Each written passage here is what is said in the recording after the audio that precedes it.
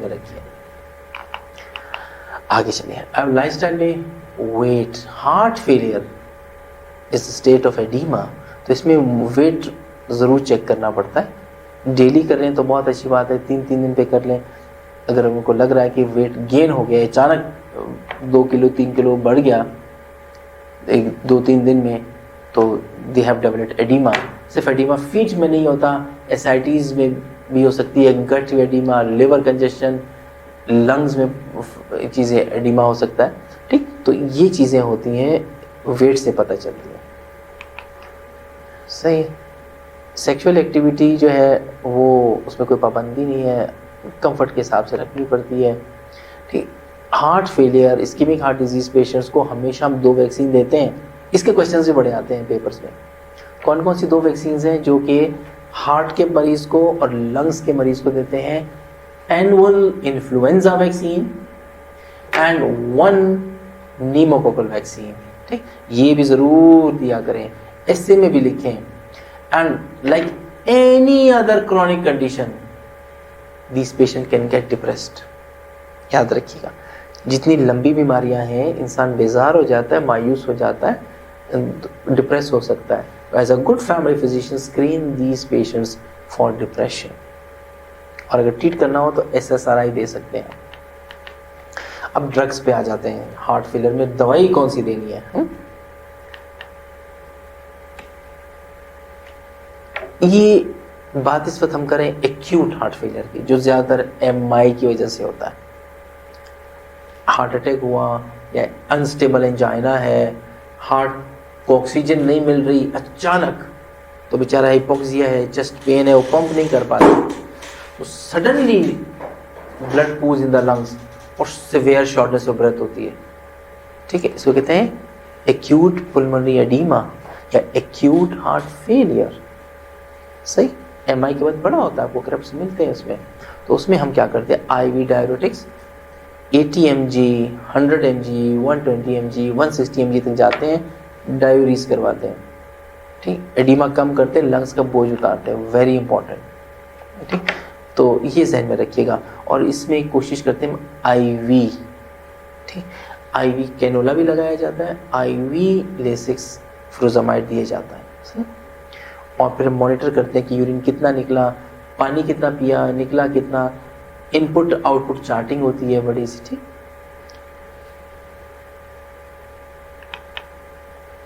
और एक्यूट में हम ACE इनहिबिटर देते हैं ताकि आफ्टर लोड कम हो। नाइट्रेट्स की ज़रूरत पड़ती है, वो दिया जाता है ताकि वीनो डायलेशन हो। नाइट्रेट्स वेन्स को डायलेट करते हैं, डायलेटेशन होती है तो स्पेस क्रिएट होती है ना। अगर उसकी कैपेसिटी है 4 लीटर की, उसको आपने डायलेट कर दिया 4.5 लीटर कर दिया, तो प्रेशर कम होता है, तो सर्कुलेशन बेहतर हो जाती है। अगर बहुत ही हार्ट फेल हो गया तो डोपामीन, डोब्यूटामाइन देते हैं। लेकिन ये काम कहाँ होगा? ये अस्पताल के काम है। एज ए GP हमारी क्लिनिक में अगर इससे एक्यूट हार्ट फेलियर है बिकॉज MI, तो हम क्या करेंगे, हमारे इस्कीमिक हार्ट डिजीज़ के लेक्चर में हमने तफसील से कवर किया है। Will treat is like MI, वो रेस्ट करवाएंगे, सारी MI की ट्रीटमेंट होगी, maybe we give Lasix, ठीक, ताकि डायरीज करें। और एक्यूट का याद रखिएगा, एक्यूट हार्ट फेलियर रेफर होते हैं। अब एक डायग्राम मैं आपको बताता हूँ कैसे बनाई है। अच्छा, 3 चीज़ें इसमें, एक हार्ट है, एक आर्टरी है और एक वेन्स। ये समझिए फिर हार्ट की ट्रीटमेंट आसान हो जाती है। रेड कलर जो आर्क है, आर्टरी एओर्टा से जो निकल रहा है, ठीक है, ये आर्टीरियल प्रेशर होता है, जिसको कहते हैं आफ्टर लोड। जब हार्ट पंप करता है, it pumps against the resistance in the arteries, उसको मुजाहमत का सामना करना पड़ता है। ठीक है, आफ्टर लोड है। ठीक, तो इस मुजाहमत को कम करने की जो आइडियल ड्रग है वो है ACE इनहिबिटर या ARB, वेजोडायलेटर्स है। ठीक, तो वो इसका सबसे अच्छा इफेक्ट आता है, आफ्टर लोड कम होता है, दिल को सुकून मिलता है, वो आराम से पंप कर सकता है। तो प्रेशर ज़्यादा हो, उसको बड़ी मेहनत करनी पड़ती है हार्ट को। हम आफ्टर लोड कम करते हैं, दिल सुकून से धड़कता है। ठीक, तो इसके लिए ACE इनहिबिटर्स या ARB are the first choice. फिर आ जाए वेन्स की तरफ। अब जो ब्लड बॉडी से आके हार्ट में आ रहा है ना, तो उसको हम क्या कर सकते हैं, दो टोटके हमारे पास हैं। या तो हम वेन्स को डायलेट कर दें नाइट्रेट्स देके, उसकी कैपेसिटी बढ़ा दें, ब्लड पूल हो जाएगा, दिल पे बोझ कम हो जाएगा ना, वेन्स में ज़्यादा रहेगा। दूसरा तरीका ये है कि हम डायरेटिक्स दें, बॉडी से फ्लूइड निकालें किडनी के थ्रू, बॉडी से निकाल दें, बजाय वो हार्ट में आके दिल पे बोझ करे, हम उसको निकाल देते हैं लिसिक्स लगा के। इसको कहते हैं प्री लोड कम होना। ठीक, so after load was arteries after the aorta, उसको एस इनहिबिटर से कम करते हैं, डायरेटिक देके हम प्री लोड भी कम करते हैं। फिर बीच का जो है ना हार्ट पे दो चीज़ें देखी पड़ती हैं, एक उसकी कंट्रैक्शन की पावर और इसकी हार्ट रेट। हार्ट रेट अगर तेज होगा, ठीक है, पंपिंग सही नहीं होती, फिलिंग नहीं होती सही, तो हार्ट रेट को कंट्रोल करना पड़ता है। इसलिए बीटा ब्लॉकर्स लो डोज में दिए जाते हैं, उससे मोर्टेलिटी कम रहती है, फालतू की बीट्स नहीं होती, सर्वाइवल अच्छी हो जाती है। फिर कंट्रैक्शंस देखना पड़ता है, अगर हार्ट की पावर कम है, कॉन्ट्रैक्ट नहीं कर पा रहा, then you go for inotropics. सही, चल आगे चलो, अब ड्रग्स पे आ जाए। So now we are talking about chronic heart failure, not acute. Acute को हमने रेफर कर दिया था। सबसे पहले क्या करना है आपने, ACE inhibitors and ARB are the first choice to reduce after load। ठीक,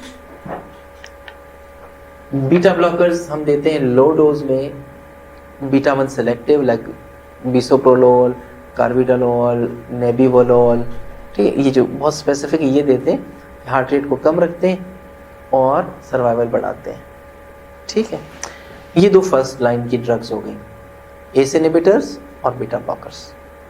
अब किसी वजह से अगर ये आप नहीं दे सकते, इनके सेकंड भी मौजूद है हमारे पास। ठीक है, बीटा ब्लॉकर्स का जो सेकंड वो है आइवाब्रेडिन, वो पे हार्ट रेट को कंट्रोल करने के लिए दिया जाता है। वो एक सेपरेट रिसेप्टर ब्लॉकर है, बीटा का नहीं, कोई और रिसेप्टर ब्लॉक करता है वो। ठीक, और अगर ACE इनहिबिटर ARB नहीं है तो हाइड्रोलेजिन और नाइट्रेट मिला के दे सकते हैं। तो ये दो फर्स्ट लाइन है, यही से स्टार्ट होगी, ACE इनहिबिटर्स और बीटा ब्लॉकर्स। ये हम बात कर रहे हैं क्रोनिक हार्ट फेलियर। ठीक, मैं अपने पेशेंट्स को ACE इनहिबिटर्स अच्छी डोज में देता हूँ, या ARBs, बीटा ब्लॉकर थोड़ी डोज में। बिसोप्रोलोल होती है ना कॉनकोर 2.5 mg काफ़ी है, कार्बिडोल 6.25 वाली छोटी छोटी डोज दें, धीरे धीरे बढ़ाते जाए। ठीक है, तो ACE इनहिबिटर ARB में फोकस रखता हूँ, उससे आफ्टर लोड कम होता है, दिल आराम से पंपिंग करता है, मसला ही ख़त्म हो जाता है। अगर उससे भी नहीं होता, ठीक, फिर आप क्या करेंगे, ऐसे डायरेटिक्स देंगे जो कि क्रोनिक में काम आते हैं, नॉट लूप डायरेटिक्स। ठीक है, मिनरलोकॉर्टिकॉइड्स या स्पाइरोनोलेक्टोन जो है ना, या एल्डोस्टेरोन रिसेप्टर एंटागोनिस्ट जो होता है ना, एप्लेरोनॉन वगैरह दे सकते हैं। तो स्पाइरोनोलेक्टोन क्रोनिक हार्ट फेलियर में दी जाती है, एक्यूट में फ्रूजामाइड है, क्रोनिक में स्पाइरोनोलेक्टोन है। ठीक है, ये दी जाती है। स्पाइरोनोलेक्टोन के साथ जो एहतियात है वो पोटेशियम की है और रीनल फेलियर की है, because स्पाइरोनोलेक्टोन is also potassium sparing, ACE inhibitor is also potassium sparing. जब ये दोनों साथ देते हैं तो पोटेशियम चेक करना पड़ता है, पोटेशियम 4.5 से कम हो तो हमें ये देना है, स्पाइरोनोलेक्टोन 5 से ऊपर हो तो नहीं देना। ठीक है, तो थर्ड स्टेप क्या हुआ, adding a diuretic which is mineralocorticoid. उससे भी नहीं होता, ठीक, तो फिर हम यूजुअली कोशिश करते हैं रेफर कर दें, द हार्ट कार्डियोलॉजिस्ट देखें। और अब नई जो चीज़ें आई हैं, तो सकुबिट्रिल जो है और वालसार्टन के साथ कम्बिनेशन है। ठीक, ये सकुबिट्रिल जो है ना, ये एक पेप्टाइड्स होती हैं। ठीक है, ये उसके ब्लॉकर्स होते हैं। उससे होता है कि परफ्यूजन बढ़ जाती है, तो वालसार्टन के साथ इसका कम्बिनेशन है, जैसे वो फिर आप देते हैं। उससे ये होता है कि आफ्टर लोड्स कम हो जाती हैं, परफ्यूजन बेहतर किडनी की हो जाती है, दूसरों की हो जाती है। ठीक, लेकिन ये थर्ड पे है, न फर्स्ट है न सेकंड है। Just to revise, first step में ACE इनहिबिटर्स और ARB and beta blockers, step 2 पे स्पाइरोनोलेक्टोन, स्टेप 3 पे फिर सकुबिट्रिल और वेल्सार्टन का कॉम्बिनेशन दिया जाता है।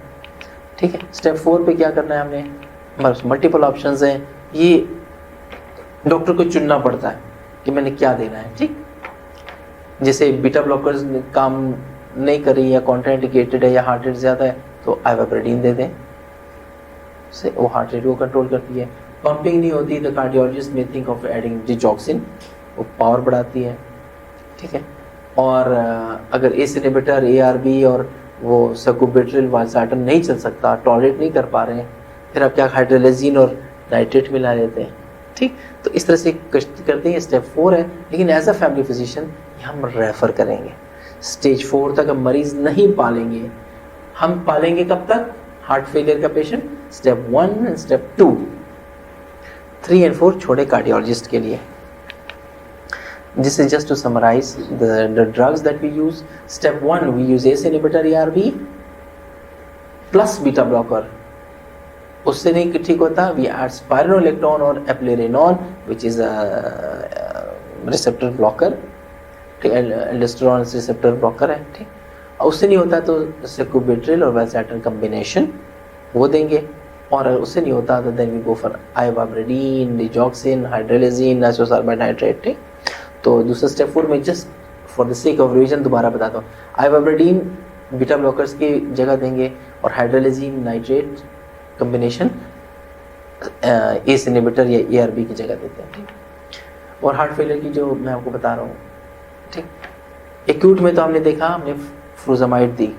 क्रॉनिक में जब माइल्ड होता है ना, तो एक स्पाइरोलेक्टोन काफ़ी है, एल्डेक्टोन के नाम से आता है। फाइन, अब एक कंडीशन होती है जिसमें पेशेंट्स क्रॉनिक हाइपरटेंशन भी होता है, उस पर एक्यूट भी हो रहा होता है, सही, तो फिर आप उसको दोनों डायबिटिक देनी पड़ती है, फ्रूजामाइड भी स्पाइरोलेक्टोन भी, और लकीली ये कम्बिनेशन में अवेलेबल है स्पाइरोमाइड के हिसाब से 20 mg एंड 40 mg, तो वो फिर आप दे सकते हैं, विच कंटेन स्पाइरोलेक्टोन प्लस फ्रूजामाइड, इसको कहते हैं स्पाइरोमाइड। तो ठीक, अक्सर आपने देखा होगा कार्डियोलॉजिस्ट ने लिखा होता है स्पाइरोमाइड। अब आ जाए मॉनिटर कैसे करते हैं। अच्छा, अब हार्ट फेलियर की कंडीशन पर डिपेंड करता है, इतना सिवियर हो सकता है कि आप एडमिट कर दें, फॉलोअप तो दूर की बात, कभी कहते हैं 1 दिन बाद 2 दिन बाद बुलाओ, हफ्ते 2 हफ्ते के बाद भी, जब शुरू की स्टेज होती है, you ask the patient for frequent visits depending on the condition, कोई फिक्स नहीं है, क्योंकि हार्ट फेलियर भी हल्का, दरमियाना, शदीद, बहुत शदीद हो सकता है, ये याद रखने की इसका कोई टाइम टेबल नहीं है मॉनिटरिंग का। ठीक, जब आप पेशेंट को दवाइयाँ दे रहे हैं और पेशेंट सेट हो गया, कंपनसेट हो गया, उसके ब्लड प्रेशर भी मेंटेन है, एडिमा भी ख़त्म है, पेशेंट के सिम्टम्स भी कंट्रोल है, तो ये कंट्रोल में आ गया ना हार्ट फेलियर, तो कंपनसेट है, उस वक्त फिर आप कम करते हैं विजिट्स, सही। फिर हम कहते हैं यार महीने से दिखाओ 3 दफ़ा तक, यार अब तो ठीक है, महीने से कोई फ़र्क नहीं पड़ा, फिर हम विजिट बढ़ा देंगे, 3 महीने 6 महीने तक चले जाते हैं, सही। और बीच में पेशेंट को एक बात ज़रूर बोलेंगे कि अगर तबीयत बिगड़ी तो वापस आना है, ये नहीं कहना है कि डॉक्टर नासिर ने कहा था 6 महीने बाद विजिट होगा और वो बेचारा बीच में तड़प के 6 महीने बैठा हुआ। नो, जब भी तबीयत बिगड़ी, किसी भी वजह से बिगड़ सकती है, जुकाम से, खांसी से, नमूनिया से, इन्फेक्शन से, थकावट से, पानी ज़्यादा पी लिया, पेशेंट ने फिर आना है, अपॉइंटमेंट का वेट नहीं करना। ठीक है, तो इन समरी शुरू की स्टेज में आप जल्दी दिनों में बुलाते हैं, पेशेंट बेहतर हो जाता है, फिर आप महीने से बुलाते हैं 3 महीने तक, फिर आप देख लेते हैं हाँ यार पेशेंट महीने में सेटल है, फिर आप उसको 6 महीने पे बुलाते हैं, और बीच में तबीयत ख़राब हुई तो वो किसी वक्त भी आ सकता है। अब मैं कुछ दवाइयाँ आपके सामने पेश करता हूँ। अब ये इसलिए पेश कर रहा हूँ कि हमारे बहुत से जो कोलीग्स हैं जो कि सर्टिफिकेट इन फैमिली मेडिसिन करने वाले हैं, उनको दवाइयों का नहीं पता होता कि किस नाम से मार्केट में अवेलेबल है। ठीक, just for the sake of competition, company से पैसे नहीं खाते हम, प्लीज़ ये कभी ना इल्ज़ाम लगाएं हम पे कि कंपनियों से पैसे ला के इश्तिहार चला रहे हैं। दिस इज़ नॉट एन इश्तिहार, ये आपकी मदद के लिए। तो को अप्रूवल जो है ना इर्बिसाटन है, अप्रूवल इर्बिसाटन है, को अप्रूवल में डायबिटिक के साथ है, थाइजाइड डायबिटिक के साथ है। तो ये जो कम्बिनेशन है ना, ये ब्लड प्रेशर के लिए बड़ी अच्छी कम्बिनेशन है। को अप्रूवल, को इजीडे, Cozaar, CoDiovan, because they contain thiazide diuretics.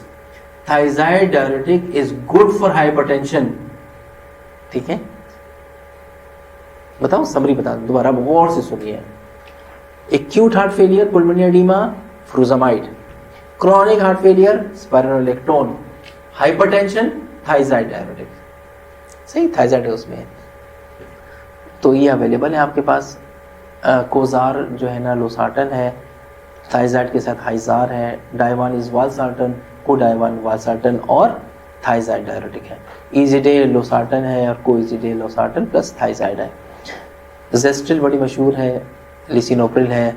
You can have Renitec, you can have Cardace होती है इजाफा की, 3 रुपए की गोली है. ठीक है.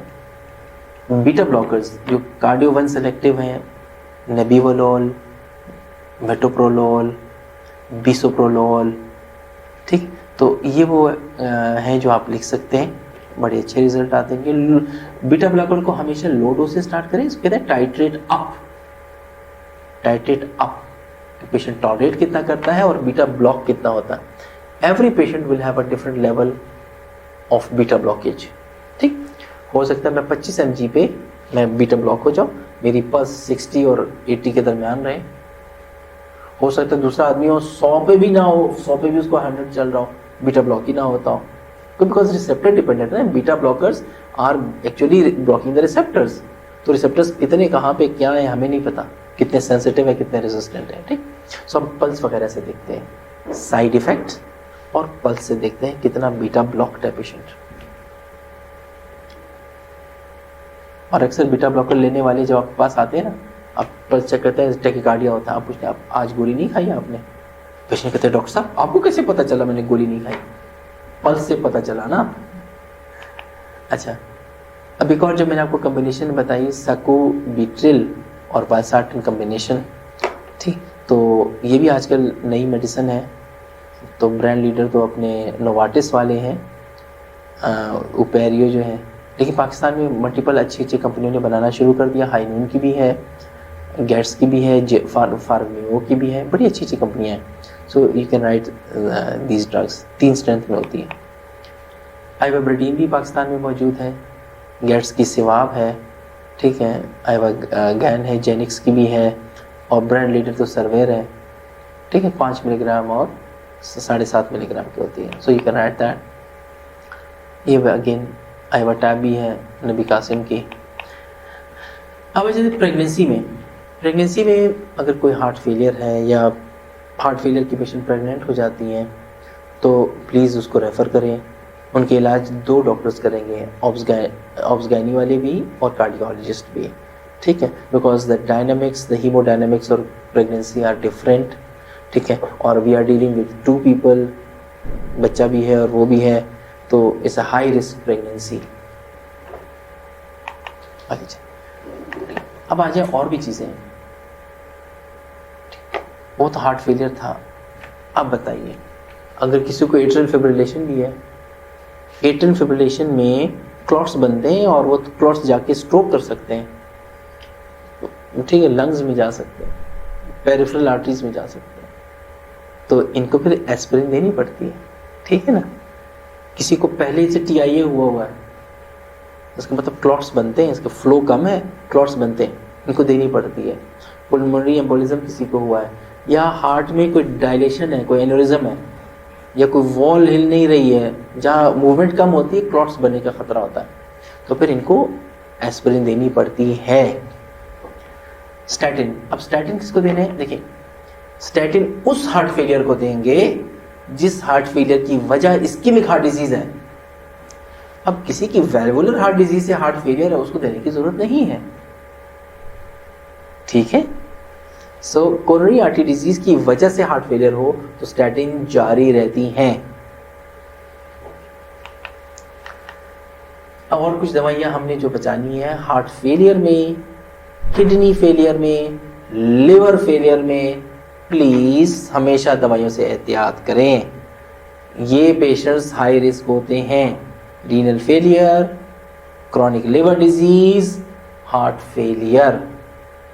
इसको ऐसी दवाइयाँ ना दें जिनके एंटीकोलिनर्जिक साइड इफेक्ट्स होते हो, या वो कैल्शियम चैनल ब्लॉकर हो। कैल्शियम चैनल को ब्लॉक करेंगे, हार्ट पहले ही फेल है, उसको ब्लॉक करेंगे तो प्रॉब्लम होती है, ठीक है। तो जो रेट लिमिटिंग है वेरापामिल, डेल्टाएज़ाइम, ये हार्ट फेलियर में नहीं दिए जाते, सही। एम्लोडापिन दे सकते हैं आप। एंटी रिदमिक्स में एहतियात करना पड़ेगा। ट्राइसाइक्लिक एंटी डिप्रेसेंट्स भी कार्डिक इस्कीमिया में, हाइपरटेंशन में और हार्ट फेलियर में नहीं देने आपने, उनके साइड इफेक्ट होते हैं। लिथियम भी कम्पीट करता है विद इलेक्ट्रोलाइट्स, ये भी खतरनाक हो सकता है। एनएसएड से भी एहतियात करनी है, स्टेरॉइड से एहतियात करनी है, ठीक है। ऐसी दवाइयाँ जिनके QT इंटरवल पे असर होता है।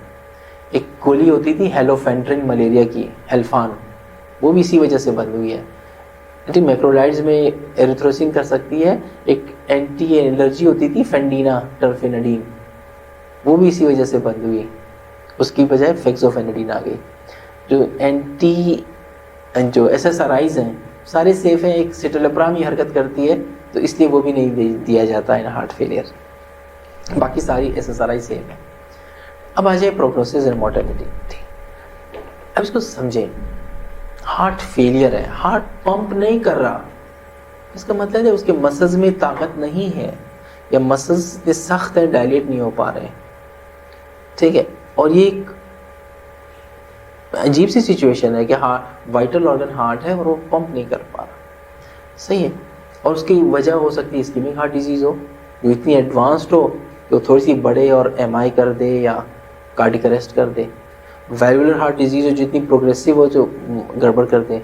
सो हार्ट फेलियर की जो स्टेज आ जाती है, उसकी प्रोग्नोसिस अच्छी नहीं है।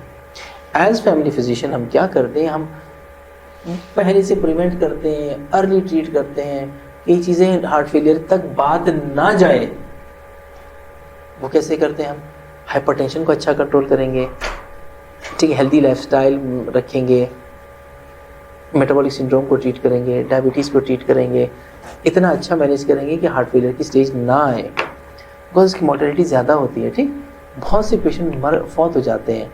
अब अगर देखिए माइल्ड हो तो देखिए 20 to 30% डेथ्स होती है इन 1 ईयर, और अगर सिवियर हार्ट फेलियर हो तो 50% मोर्टेलिटी है। I still remember patients, severe heart failure के पेशेंट थे, बेड से उतरते ही सांस चढ़ती थी, हमको डिस्चार्ज नहीं कर पा रहे थे हमारे कार्डियोलॉजिस्ट, सही है। तो फैमिली को बता दिया था कि it's a very severe heart failure, ठीक है। तो अचानक उनको एकदम थोड़ी सांस फूली, फ्रोथिंग हुई, and patient collapse and died.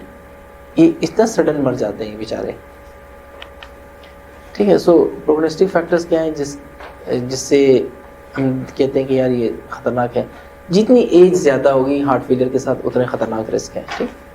Cigarette वाले अल्कोहल भी डाल दें, स्मोकिंग से एथेरोस्क्लेरोसिस होती है, हार्ट पे असर पड़ता है, लंग्स पे असर पड़ता है, टॉक्सिन्स बड़े होते हैं, वो भी ख़राब है। डायबिटीज़ है, poor prognostic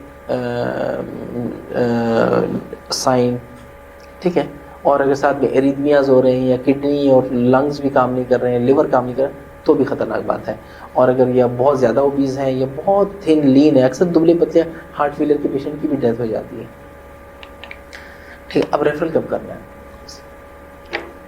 According to NICE guidelines, a family physician should refer all patients of heart failure, ठीक है ना। इसका सस्पिशन है और अगर हार्ट फेलियर है तो रेफ़र कीजिएगा। रेफ़र का मतलब सेकंड ओपिनियन भी हो सकती है, ठीक। आप बेशक स्टार्ट करें ट्रीटमेंट, एजुकेट करें, पानी रुकवाएं, नमक रुकवाएं, सिगरेट रुकवाएं, अल्कोहल रुकवाएं, ठीक है, रेस्ट पे रखें, डाइट एडवाइस करें, एस इनहिबिटर लिखें, बीटा ब्लॉकर्स दें, डायबिटिक दें, ये सारा कर सकते हैं एज ए फैमिली फिजिशियन।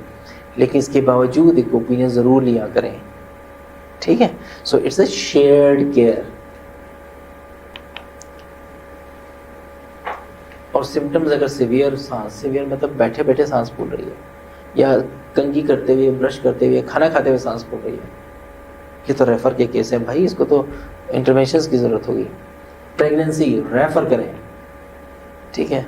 और जो नाइट्रोयूरेटिक पेप्टाइड्स अगर बड़े हुए आते हैं, सही, तो which is a sign of heart failure, इसको रेफ़र करते हैं, इनका एको होगा, फर्दर इवैल्यूएशन होगी, ठीक।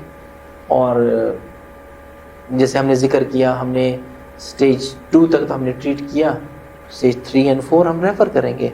डोज बढ़ाने की ज़रूरत है या नई दवाइयाँ रिप्लेस करने की ज़रूरत है, ठीक, तो इसमें फिर हम कार्डियोलॉजिस्ट के पास रेफ़र करते हैं। सो रेफरेंसेस मैं आपसे शेयर कर लेता हूँ प्रेजेंटेशन में, जो हमने ये रेफरेंसेस यूज़ किए हैं। तो में नाइस गाइडलाइंस हैं ऑन हार्ट फेलियर, patient.co.uk की website, American academy of family physician, Mayo clinic से कुछ रेफरेंस लिए हैं, कुछ दवाइयाँ मेडस्केप से रखी हैं, ठीक, WHO का स्टैटिस्टिक्स हैं, और जो मेडिसिन की हैं तो फिर हम वहाँ से 2 वेबसाइट्स हैं, वहाँ से हम लेते हैं, ठीक। कोशिश हमारी यही है कि हम अपने जो फैमिली फिजिशियंस हैं उनके लिए लेटेस्ट ऑथेंटिक इन्फॉर्मेशन दें अकॉर्डिंग टू नाइस गाइडलाइंस, और उनको वो टिप्स बताएं जिससे वो पेशेंट को अच्छा मैनेज करें। पढ़ने को तो आप इतना पढ़ लेंगे, समझ ना आए। कोशिश हमारी ये है कि concise, brief, to the point हो, और इसके अलावा भी काफ़ी मटेरियल आपको इस मॉड्यूल में होगा, वो भी आप ज़रूर पढ़ लीजिएगा, ठीक। और बस दुआ यही है कि आप सीखें और पेशेंट का अच्छा इलाज करें। याद रखिए, पेशेंट हमारी जन्नत के दरवाजे हैं। अगर हम जन्नत में जाएंगे तो पेशेंट्स की दुआओं से जाएंगे, और अगर हमने पेशेंट्स को नाखुश किया, उनके साथ अच्छा सलूक नहीं किया और तवज्जो नहीं दी, इलाज में कोई गफलत बरती और उनकी दुआएं बद्दुआएं निकली तो बहुत बुरा होता है, ठीक। तो इसलिए हम कोशिश करेंगे, पैसे मिल ही जाएंगे, पैसों की फ़िक्र ना करें, आपको रिस्क मिलेगा, लेकिन पेशेंट की दुआएं लेना ना भूलिए। वो दुआएं ऐसी दुआएं होती है हर एक को नहीं मिलती, ठीक है। चलिए, ओके, अल्लाह आप सबको कामयाब करें। फिर किसी और सेशन में मिलते हैं, ठीक, ओके, अल्लाह हाफ़िज़।